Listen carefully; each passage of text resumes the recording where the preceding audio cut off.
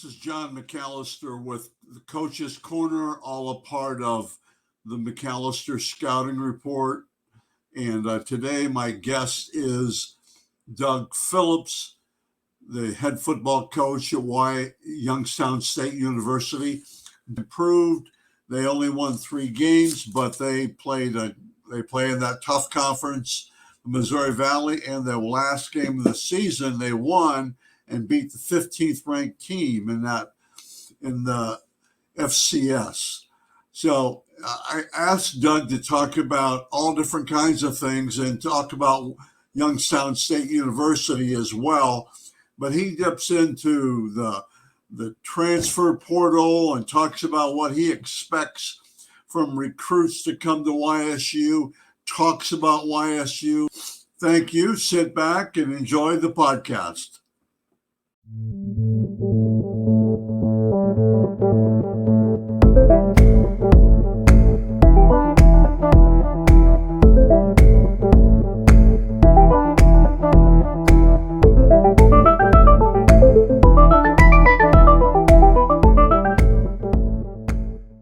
Coach Doug Phillips, how are you today? Doing fantastic. Just got back from being on the road since last Sunday, so now we're ready to bring official visits in later today.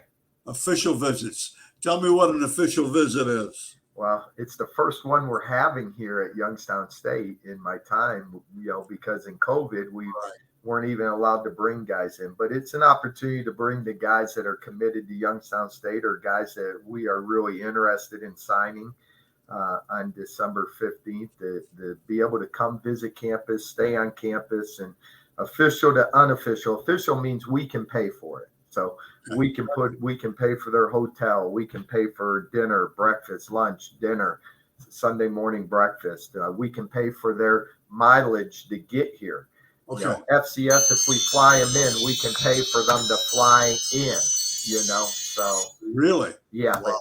Now, FCS, we can fly the young man, we can't fly the parents. That's the one difference.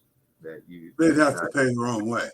Yeah, but if they drive, we can do mileage. So Wow. most people, will drive up and we can pay them mileage. I think that's really huge to know.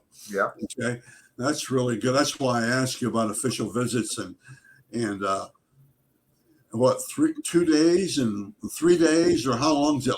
Yeah, I think it's 72 hours. Right. When they get on campus, when they have to leave. So usually they'll arrive between 4 and 6 p.m. on a Friday, and then they're leaving probably around 10 a.m. on Sunday morning. Wow, that's real. After a good breakfast with you, probably. Yes. Right. Yeah. Okay. I tried not to gain weight during this weekend. Okay, Coach. The reason we talked back in the spring, I think, or in the summer, and we're good friends, and I appreciate that. Is your level FCS Football Championship Series? Okay. Start now. So what I want you to do, Coach, is sell me on the FCS program, and maybe even tell me a little bit about it, and then sell me on Youngstown State, and then what you look for in kids and players. Yeah. Let's go first with FCS. Yeah. FCS stands for Football Championship Series.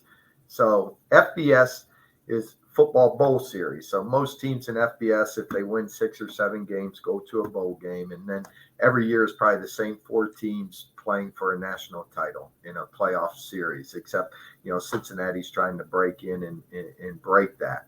But usually it's the same teams every year. Where FCS, we're a championship series. So every year they're going to battle for 24 teams that go to a playoff.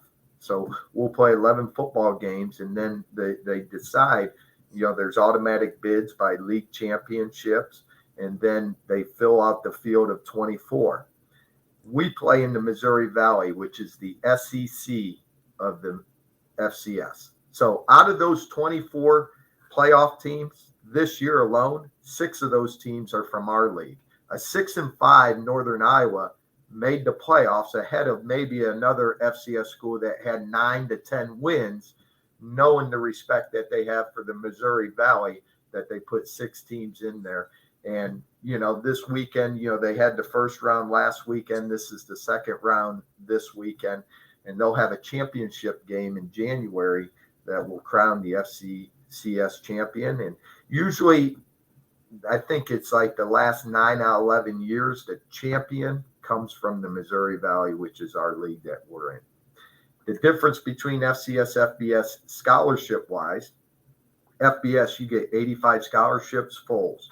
We get 63, and some FCS might even get lower than 63, depending on the league that you're in. But in our league, you get 63 scholarships. And then I got to kind of be a banker because you can't win with 63 scholarship football players. So we stretch that out to get the 85 scholarship football players from those 63. Right. You have some kids that, have earned a full ride by playing on the field, and there's other kids that might be at a 0.45. But if you get academic money, guess what?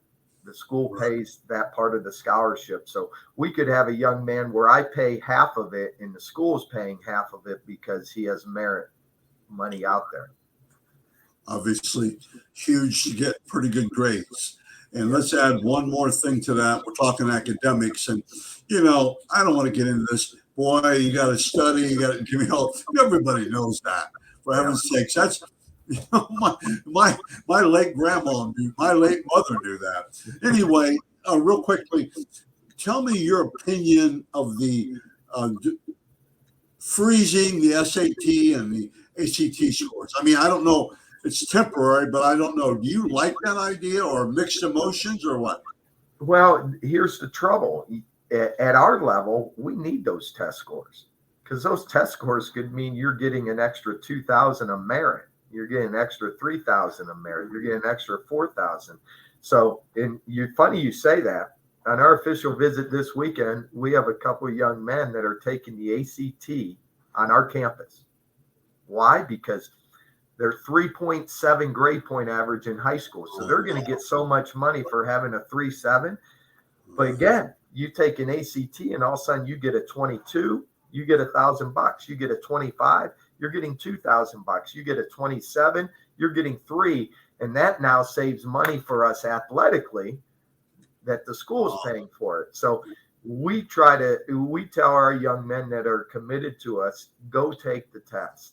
Yeah. And let's see where you fall, especially if you're a high GPA guy, because it could mean a lot of money that we could save and have the university pick it up. So that's really the next 2 weekends, they're taking ACT as part of their official visit on Saturday.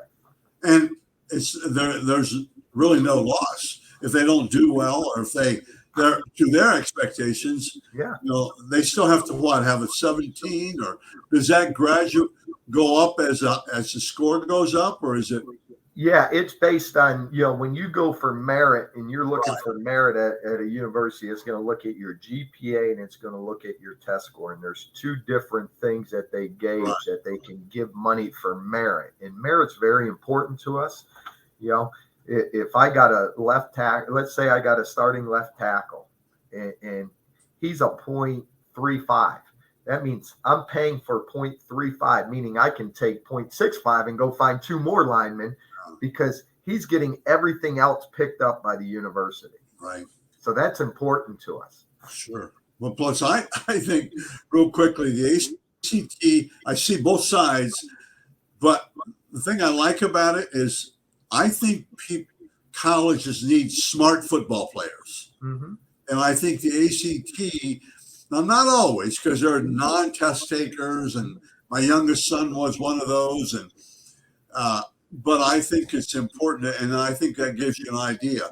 I think we need smart football players right now. Mm-hmm. Okay. Yeah, and I can't afford to just give out full rides and have 63. I got to find a way to get to that 85. So academics plays a huge piece of that in recruiting. Now, when you talk about the lower end, let's say someone has a 2.5 and they didn't take the test, now you're banking on the university saying, okay, let's do an overall evaluation of this young man that doesn't have a test score. Can he come here with the rigor and what's he want to study? And now you're putting in the hands of, admissions to decide that based on his transcript. So again, it works both ways. And, my huge I probably was the worst ACT test taker. I look back and gosh, if they held me there, I don't think I was an educator, and I hope that as a successful educator, but if they based it on my ACT score, they probably would have never gave me a chance to be an educator. Yeah, I'm with you. Now, a couple other things, and I want you to sell me the conference that you play in, and I don't think people realize, Coach Phillips, how tough that conference is. I've seen, and I'm not knocking the Mid-American. I love Mid-American football. I love Division II football, and even III. But I was at your game, and also I got a chance to do a podcast with Dimitri Crenshaw, who did a great job. He did a great job, and I've known him since he was a sophomore, and we have kind of a standing joke because I told him, go to a small school if you play quarterback. Don't go to a large school, make an outside linebacker, play quarterback something. But anyway, tell me, and I was at your game, I think it was South Dakota State. South Dakota State. And that offensive line, they were huge and good. The quarterback was good. Now, I've seen a lot of football. I try to go to a couple games every year. You're not too far behind what everybody in that division, in that MAC level football. Game in, game out. Northern Iowa used to play Iowa State. I don't know if they still do. They still do. They beat them a few years ago. And you look at our league, I think it was Southern Illinois who we beat game 10. They lost to Kansas State by 3 or 4 in the season. I mean, our teams they beat FCS. Nobody's scheduling North Dakota. If you're an FBS, you're not scheduling North Dakota State in a football game. They find hard to find teams that want to play them non-league. So in our league, and I just sent a text out to one of our young men, there's 200 NFL players, current rosters, that come from the FCS. Yeah. And what people don't understand, and I tell them, look at who plays in the All-Star games. Look at who gets drafted. And when you talk about FCS, you got to talk Missouri Valley, because that's probably, they're either coming from the Missouri Valley or they're coming from Delaware or James Madison, or maybe Sam Houston down in Texas. But predominantly, they're coming from the Missouri Valley football conferences. Trey Lance was the number 2 draft pick out of North Dakota State, quarterback for the San Francisco 49ers. So, the selling point for our league, if you want to play the best, if you want to play competitive football every week, because again, we went 3-7 this year, which is unacceptable for Youngstown State. But our 3 wins were against 3 ranked teams, and all 3 of those teams qualified for the playoffs. And 2 of those teams are still playing in the playoffs. So you got to come ready to play football each and every week. And there's great football players, great coaches, great programs, coaches that have been there for 20 years. Northern Iowa, he's been there for South Dakota State. He's been there 24 years coaching and building that program. And your facilities are pretty good. Second none. You travel in the Missouri Valley. I mean, we play indoor probably at 5 of those institutions. That it's very unique, that the 16,000 seat indoor stadiums. At Youngstown State, second to none. Our stadium, they've added on to the visitor side. You saw that with the press box. We got state of the art indoor facility. It's a one-shop deal. You come in our stadium, our football offices, training room, weight room, academic center. We feed you out of here. So it's a one-shop. And what President Tressel has done to the city of Youngstown, to the surrounding campus, to build it up, it is beautiful. I was here in 1991. I don't know how many people were living downtown Youngstown, but I got 5 of our coaches that live downtown Youngstown. We have a 4-star hotel, the Doubletree, that's downtown Youngstown. Great restaurants downtown Youngstown.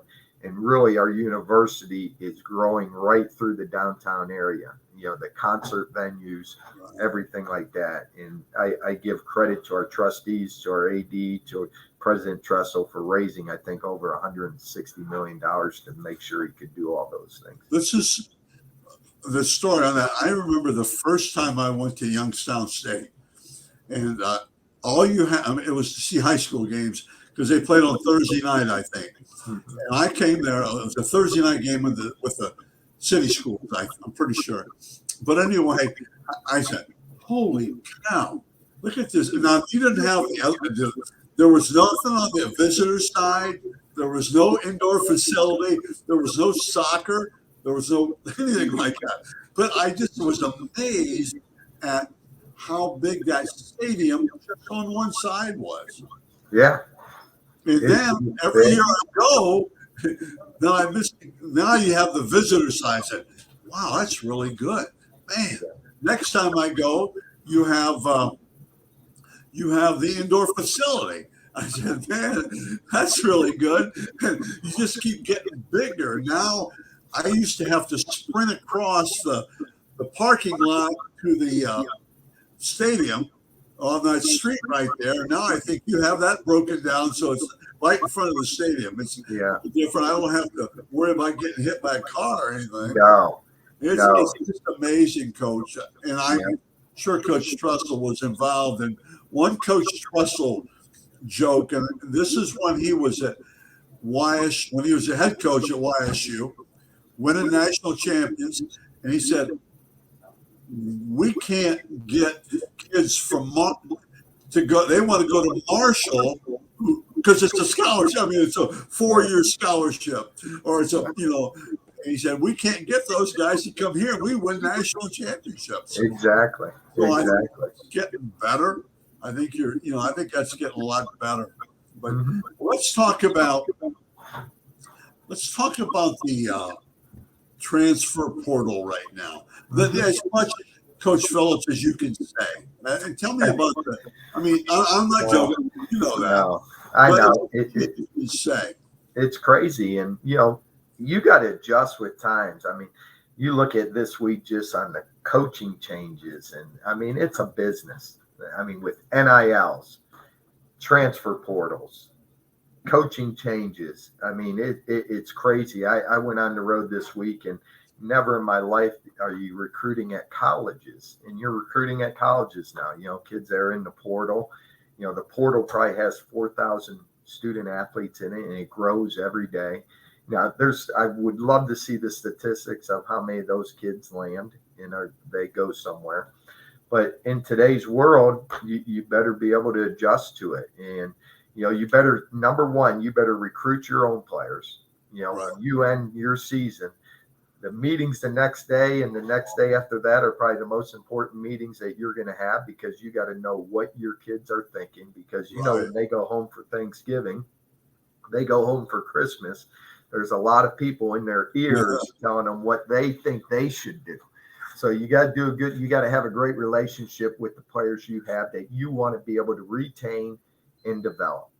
You got to still go out and find great high school players that takes time to develop. We're not going to get the ready-made offensive lineman at Youngstown State. We're going to get a young man just like North Dakota and South Dakota State. They get these guys that are 6'6", 6'7", maybe 215, 220 pounds in high school that Iowa State or Nebraska don't want. And all of a sudden they become 6'7", 320-pound draft picks. Right. 4 years later. So we got to continue to do that. But then in the same sense, you got to win games. People want to win games. You look at what some schools have done. They went strictly to the portal, and they're able to win games real quickly. And Missouri State in our league has done that with Bobby Petrino. He's done a great job. You look at Michigan State, they found that tailback that made a difference in their program. So it's a fine mix. Like for us, I got to go out and we got to find some mid-year transfers that are in the portal at certain positions. It might be D-line. It might be safety to get maybe some older guys in here. So, and, I say this with tough about the portal. It takes 6 to 8 months to build trust and communication. Guess what? I got 3 weeks. All right. 3 weeks to try to build that, find the right men that fit our locker room. And we're able to do that last year. I brought 10 young men in 9 months ago that weren't Penguins at this time. One is an all-league running back for us right now, Jaleel McLaughlin. One was an all-league linebacker in Grant Dixon. One was our tight end in Drew Ogletree. And at this time last year, they weren't even Penguins, and they were captains of our football team this past fall. So for us, when we look at portal, John, you could chase your tail if you don't have a plan. And the one thing I try to tell our coaches when we go in the portal, let's first break it down by region. How many kids are in the portal that are from the areas we coach? Who's from Cleveland? Who's from Youngstown? Who's from Pittsburgh? Who's from Akron? Who's from Columbus? Who's from Toledo? And then we know their high school coaches. We at least have some idea. So if you don't do that, I think you're just chasing yourself around, because there's no guarantees they can come. They show up January 10th. There's nothing they sign. When they come January 10th, they're yours. So okay. Yeah. A couple things on that, and I think it's probably changed. But I've been around this thing for 30 years. I always worry. There's a reason. It used to be junior colleges. There's a reason they're in a junior college. Yeah. And there's a reason they're in a transfer portal. And that's why you have 3 weeks to evaluate. That's tough, because you got to know and I worry about them. There's a reason the transfer portal. Usually it's playing time, I would guess, and homesickness, I would guess. But other than that. Well, I'll give you an example that people may not think about the portal. Okay, and someone should do a study here. Ivy League can't play a 5th year. Look how many kids from the Ivy League go to the Big Ten, go to other places when their 4-year career, they got their degree from the Ivy League with 1 year of eligibility. Yeah. And there's a lot of them. And so those guys are really banking. They get their degree from Harvard, and now they're the starting offensive lineman, let's say at Georgia. Yeah. And so sometimes the portal is where someone maybe exhausted their eligibility and they're not allowed to go on. It might be a non-scholarship FCS school too, where they're paying their own way. We had to start our all-league linebacker has $100,000 worth of loans from a non-scholarship FCS where he was an all-league player for 2 years there, went in the portal and came here, and it's like, oh my gosh, I don't pay for anything. Yeah. So there's a lot of those. I know everyone thinks, but John, there's a lot of those kids too that are in the portal that really have earned what they have, and maybe weren't on scholarship, but have turned out to be very good football players. I agree, and I think that's the best. And I think that's huge, just what you said. Now, I wasn't being negative so much as just saying that's the way it used to be. Yeah. But now it's not. And the other thing is, man, I think everybody has to take care of themselves. Well, everybody's talking about the loyalty thing of the guy at Notre Dame, and I know him. Well, yeah, there's no loyalty. If he loses 3 games in 2 years, they'll fire him. They would have fired him. There's no loyalty. That's my God. People want you to win now. They don't want to hear you. Our fan base, and I love it. They're passionate, but they want you to win now. And and again, you got to have a plan, and you got to stick to that plan. And, I'm not going to go all in to bring in all transfers. I think there's a fine balance to be able to develop the young men, bring in a good high school class, and then find your needs, elsewhere to maybe get older in certain position groups. And you really got to evaluate. I like a banker too. You manage a roster. It's like free agency. I mean, it's just a whole different world. But again, if you don't thrive in it, if you don't adjust and adapt, guess what? It's going to chew you up and spit you out. Yeah. And if you want to sit and complain that, you better jump in with both feet and go attack it. Well, tell me, I have 2 more questions. That's really informative things. Tell me about, what do you look for, Coach Phillips? You personally, when they come, you're the top dog, so everything goes through you. What do you look for in kids? The number one thing is I want to find someone that loves the game, because the first thing you tell young, this is not going to be easy. This is going to be the hardest thing. You're a 1%er. Only 1% of the people have the opportunity to go, and it's not going to be easy. So you better love the game of football. I want to look for a young man that comes from a program that was very rigorous, that was tough, that wins football games because they're prepared for that next step to come in. So number one, love football. Number two, come from good football programs that I know. And I don't always get that. There's some programs will take a year, and I do as much research as I can into the program. I want someone academically, because in our league, if you don't have your life together outside of the football arena, it's hard to win football games. And if you're trying to keep your head above water outside of football, there's no way I can have you reach your full potential as a football player to compete in our league. Because our league, again, it is hard to win. So I need strong academics, strong backgrounds, coming from good backgrounds that are supportive families, leaders, winning a lot of football games, and love the game of football. So you try to find all that out as much as you can in the conversations you have, not only with them, but by going in their houses, going and talking to their moms, their grandmas, their grandpas, their fathers, going into the high schools and talking to the administrators and the coaches and finding out as much as you can about a young man.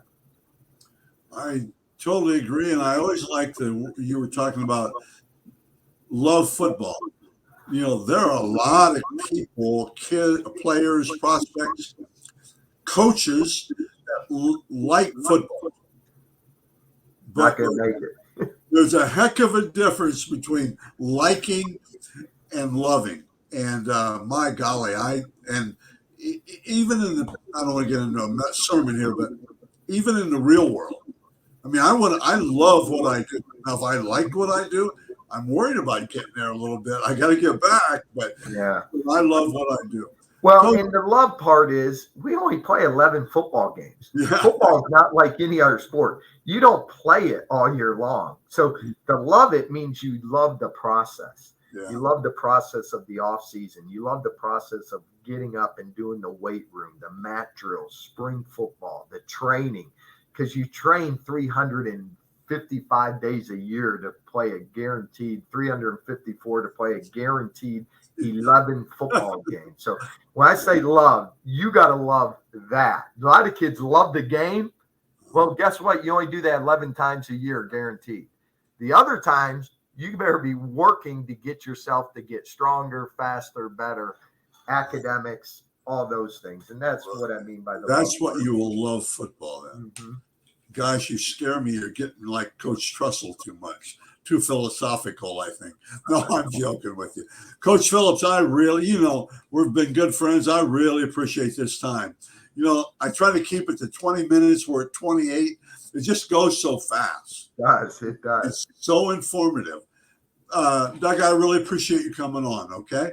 John, appreciate it. Appreciate it, John. Go Gwins. Yeah.